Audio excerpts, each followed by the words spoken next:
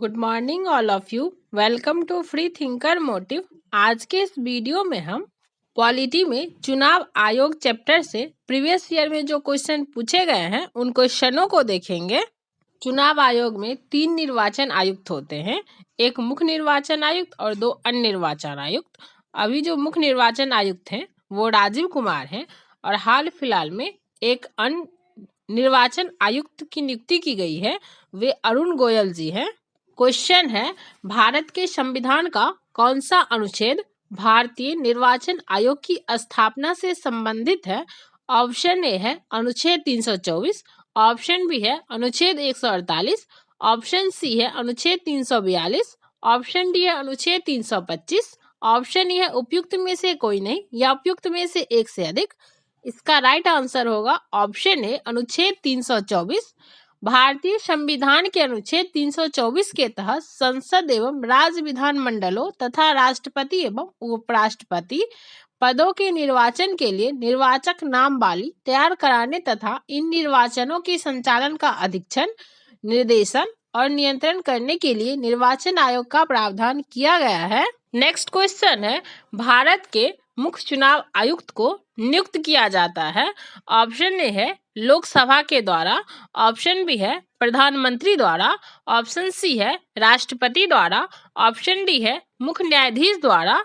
इसका right answer होगा option C राष्ट्रपति के द्वारा। भारतीय संविधान के अनुच्छेद 324(2) के अनुसार भारत के निर्वाचन आयोग के मुख्य चुनाव आयुक्त तथा अन्य चुनाव आयुक्तों की नियुक्ति संसद द्वारा बनाई गई विधि के अधीन राष्ट्रपति द्वारा की जाती है। नेक्स्ट क्वेश्चन है, भारत के संदर्भ में निम्नलिखित कथनों पर विचार कीजिए। फर्स्ट है, मुख्य चुनाव आयुक्त और अन्य चुनाव आयुक्तों को समान अधिकार प्राप्त है परंतु मिलने वाले वेतन में असमानता है। सेकंड है, मुख्य चुनाव आयुक्त वही वेतन पाने के हकदार है जितना उच्चतम न्यायालय के न्यायाधीशों को दिया जाता है। थर्ड है, मुख्य चुनाव आयुक्त को उच्चतम न्यायालय के किसी न्यायाधीश को हटाने के तरीके और कारणों के अतिरिक्त किसी अन्य तरीकों और कारणों से उनके पद से नहीं हटाया जा सकता है। फोर्थ है, चुनाव आयुक्त का कार्यकाल उनके पदभार संभालने की तारीख से 5 वर्ष अथवा उनके 62 वर्ष की आयु प्राप्त कर लेने के दिन तक जो भी पहले होता है। इनमें से कौन कौन से कथन सही हैं? ऑप्शन ए है पहला और दूसरा, ऑप्शन बी है दूसरा और तीसरा, ऑप्शन सी है पहला और चौथा, ऑप्शन डी है दूसरा और चौथा। इसका राइट आंसर होगा ऑप्शन बी दूसरा और तीसरा।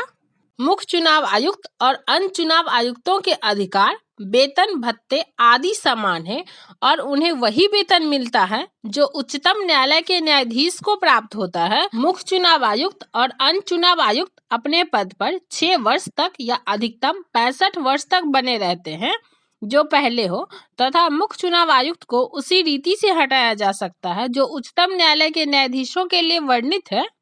नेक्स्ट क्वेश्चन है, निम्नलिखित कथनों पर विचार कीजिए। फर्स्ट है, भारत के निर्वाचन आयोग के मुख्य निर्वाचन आयुक्त को उच्चतम न्यायालय के न्यायाधीश के वेतन के बराबर वेतन का संदेह किया जाता है। सेकंड है, भारत के निर्वाचन आयुक्त के मुख्य निर्वाचन आयुक्त का कार्यकाल पद ग्रहण करने की तारीख से 6 वर्ष की अवधि या 65 वर्ष की आयु जो भी पहले आता हो तक होता है।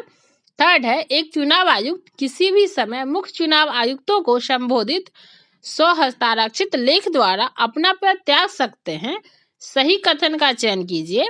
ऑप्शन ए है पहला और दूसरा, ऑप्शन बी है दूसरा और तीसरा, ऑप्शन सी है पहला और तीसरा, ऑप्शन डी है केवल तीसरा। इसका राइट आंसर होगा ऑप्शन ए पहला और दूसरा। वर्तमान में भारत के निर्वाचन आयोग में मुख्य निर्वाचन आयुक्त और 2 अन्य निर्वाचन आयुक्त होते हैं जिनकी नियुक्ति राष्ट्रपति के द्वारा की जाती है। मुख्य निर्वाचन आयुक्त और निर्वाचन आयुक्तों का दर्जा भारत के उच्चतम न्यायालय के न्यायाधीशों का होता है तथा उन्हें उनके समतुल्य ही वेतन और अनुलाभ मिलते हैं।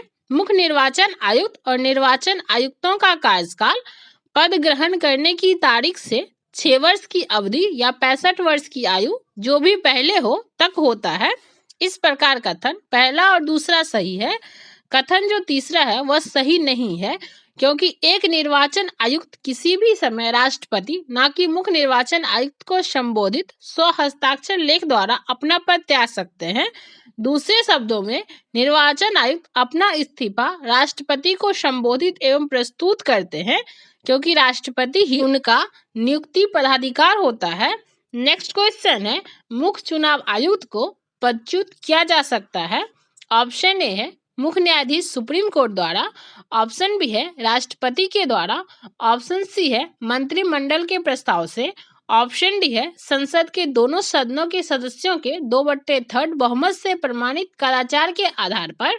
इसका राइट आंसर होगा ऑप्शन बी और डी, राष्ट्रपति के द्वारा और संसद के दोनों सदनों के सदस्यों के 2/3 बहुमत से प्रमाणित कदाचार के आधार पर मुख्य चुनाव आयुक्त को उन्हीं तरीकों से पद से हटाया जा सकता है जो अनुच्छेद 124(4) में उच्चतम न्यायालय के न्यायाधीशों को हटाने के लिए वर्णित है। तदनुसार उन्हें साबित कदाचार या असमर्थता के आधार पर हटाए जाने के लिए संसद के प्रत्येक सदन द्वारा अपनी कुल सदस्य संख्या के बहुमत तथा उपस्थित और मत देने वाले सदस्यों के कम से कम 2/3 बहुमत द्वारा समर्थित समावेदन उसी सत्र में राष्ट्रपति के समक्ष रखे जाने पर राष्ट्रपति के आदेश द्वारा ही पद से हटाया जा सकता है, जबकि अन्य निर्वाचन आयुक्तों को मुख्य निर्वाचन आयुक्तों के परामर्श पर राष्ट्रपति के द्वारा हटाया जा सकता है। नेक्स्ट क्वेश्चन है, भारत के निर्वाचन आयोग के कार्य हैं। फर्स्ट है संसद एवं राज्य विधानमंडलों के सभी चुनाव करवाना। सेकंड है राष्ट्रपति और उपराष्ट्रपति पदों के लिए चुनाव करवाना। थर्ड है किसी राज्य में स्वतंत्र एवं निष्पक्ष चुनाव के लिए अनुकूल दशा न होने पर राष्ट्रपति शासन लगाए जाने की संतुष्टि करना। और फोर्थ है निर्वाचन सूचियां तैयार कराने के लिए कार्य का निरीक्षण, निर्देशन एवं नियंत्रण करना। नीचे दिए गए कूटों से सही उत्तर का चयन कीजिए। कूट है ऑप्शन ए है पहला, दूसरा और तीसरा, ऑप्शन बी है पहला, दूसरा और चौथा, ऑप्शन सी है पहला, तीसरा और चौथा, ऑप्शन डी है सभी चारों। इसका राइट आंसर होगा ऑप्शन बी, पहला, दूसरा और चौथा। संविधान के अनुच्छेद 324 के खंड 1 के अनुसार इस संविधान के अधीन संसद और प्रत्येक राज्य के विधानमंडल के लिए कराए जाने वाले सभी निर्वाचनों तथा राष्ट्रपति और उपराष्ट्रपति के पदों के निर्वाचनों हेतु निर्वाचक नामावली तैयार कराने और उन सभी निर्वाचनों के संचालन का अधीक्षण, निर्देशन और नियंत्रण एक आयोग में निहित होगा, जिसे इस संविधान में निर्वाचन आयोग कहा गया है। विधानमंडलों के चुनाव के लिए उचित उपबंध करने की शक्ति अनुच्छेद 327 के तहत संसद में निहित है। किसी राज्य में स्वतंत्र एवं निष्पक्ष चुनाव के लिए अनुकूल दशा न होने पर राष्ट्रपति शासन लगाए जाने की संतुष्टि निर्वाचन आयोग नहीं करता। हालांकि अनुच्छेद 356(5) के तहत किसी राज्य में राष्ट्रपति शासन की अवधि 1 वर्ष से आगे तभी बढ़ाई जा सकती है जब संपूर्ण भारत में अथवा संपूर्ण राज्य या उसके किसी भाग में राष्ट्रीय आपातकाल प्रवर्तन में हो और निर्वाचन आयोग यह प्रमाणित करे कि उस अवधि के दौरान राज्य में विधानसभा के आम निर्वाचन में समस्याओं के कारण राष्ट्रपति शासन आवश्यक है। नेक्स्ट क्वेश्चन है, निम्न में से कौन सा चुनाव निर्वाचन आयोग द्वारा संपादित नहीं किया जाता? ऑप्शन ए है लोकसभा का, ऑप्शन बी है राज्यसभा का, ऑप्शन सी है राज्य का, ऑप्शन डी है स्थानीय निकायों का। इसका राइट आंसर होगा ऑप्शन डी, स्थानीय निकायों का। संसद, राज्य विधानमंडलों तथा राष्ट्रपति एवं उपराष्ट्रपति का चुनाव संविधान के अनुच्छेद 324 के तहत निर्वाचन आयोग द्वारा संपादित किया जाता है, जबकि अनुच्छेद 243 के एवं 243 ZA के तहत क्रमशः पंचायतों एवं नगर पालिकाओं अर्थात स्थानीय निकायों का चुनाव संबंधित राज्य के राज्य निर्वाचन आयोग द्वारा कराया जाता है। नेक्स्ट क्वेश्चन है, भारत के निर्वाचन आयोग के निम्नलिखित में से कौन से कृत्य हैं?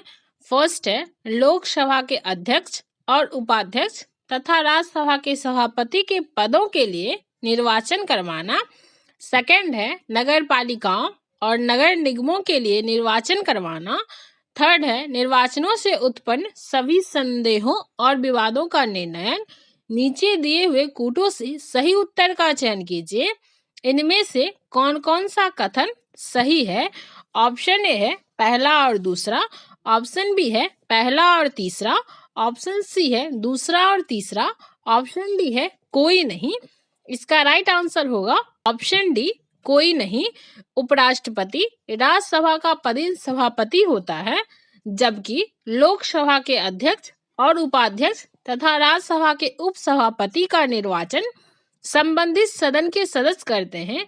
निर्वाचन से उत्पन्न विवादों का निर्णय न्यायपालिका करती है। नगर पालिकाओं एवं नगर निगमों के निर्वाचन राज्य निर्वाचन आयोग करवाता है।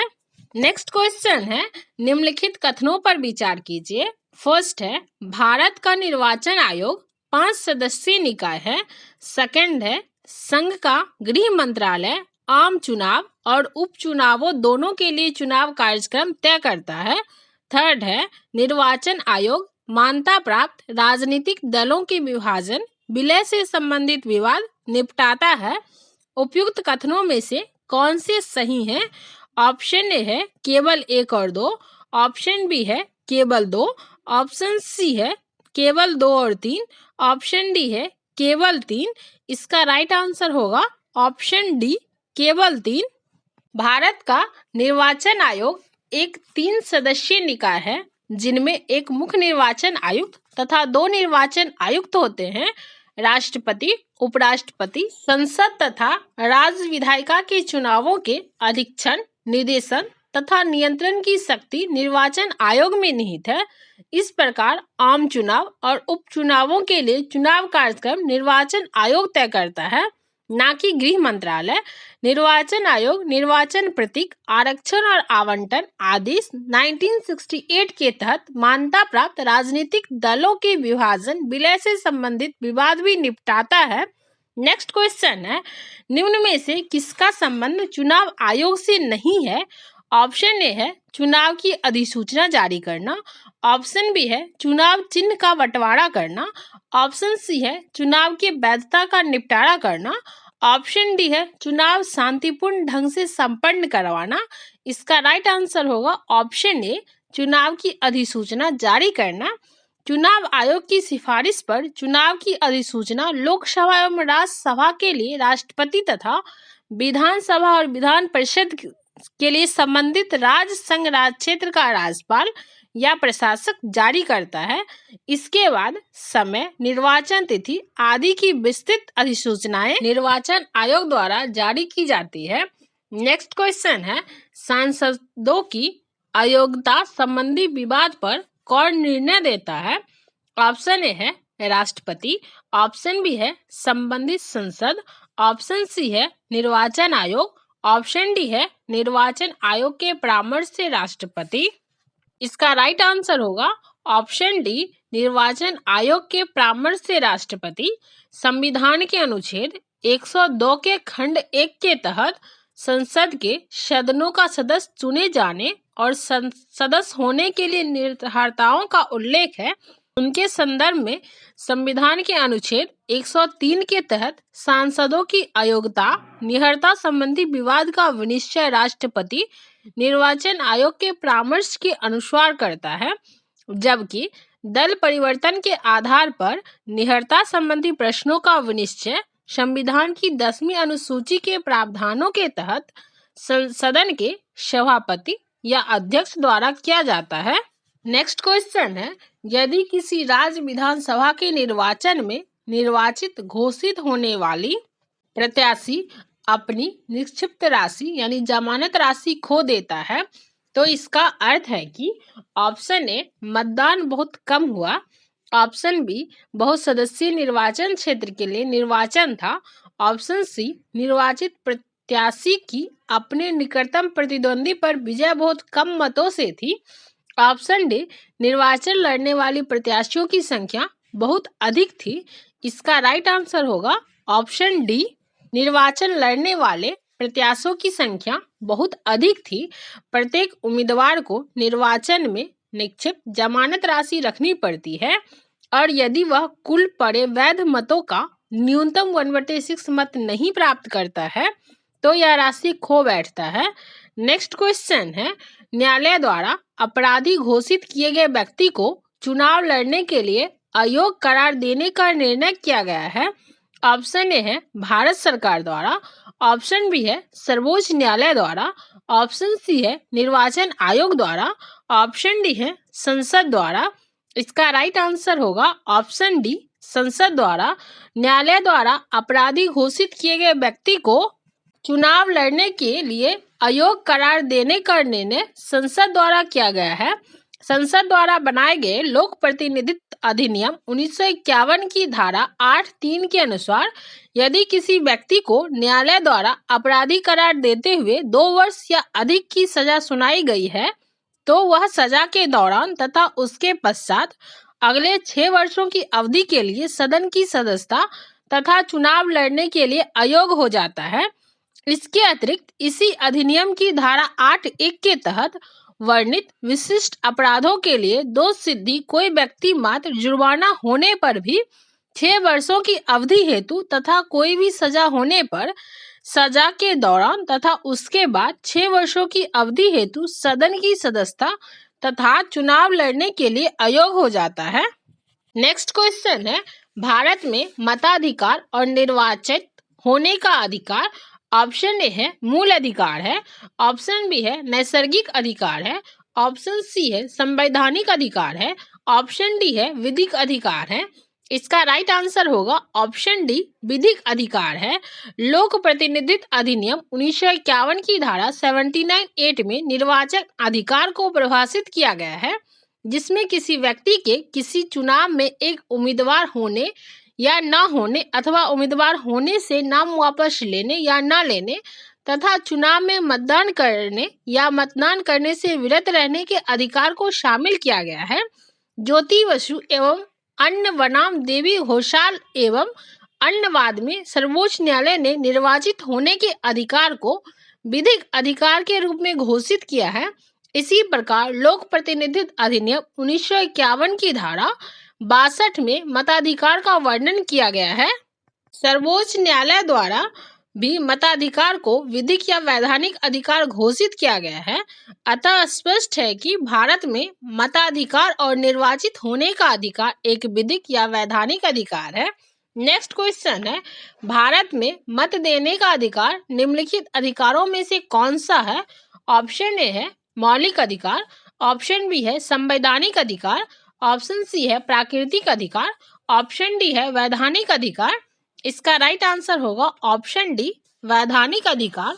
लोक प्रतिनिधित्व अधिनियम 1951 के तहत भारत में मताधिकार और निर्वाचित होने का अधिकार मिलता है। क्योंकि यह संसद द्वारा बनाए गए एक अधिनियम के तहत मिला हुआ है, अतः यह एक विधिक अधिकार है। नेक्स्ट क्वेश्चन है, नवयुवकों द्वारा 18 वर्ष की आयु पर मताधिकार का पहली बार प्रयोग किया गया आम चुनाव में। ऑप्शन ए है 1987 के, ऑप्शन बी है 1988 के, ऑप्शन सी है 1989 के, ऑप्शन डी है 1990 के। इसका राइट आंसर होगा ऑप्शन सी, 1989 के। 61वें संविधान संशोधन अधिनियम 1988 द्वारा मताधिकार की आयु 21 वर्ष से घटाकर 18 वर्ष कर दिया गया, जो कि 28 मार्च 1989 से प्रभावी हुआ। नवयुवकों द्वारा 18 वर्ष की आयु पर मताधिकार का पहली बार प्रयोग नवंबर 1889 में संपन्न 9वीं लोकसभा के आम चुनाव में किया गया था।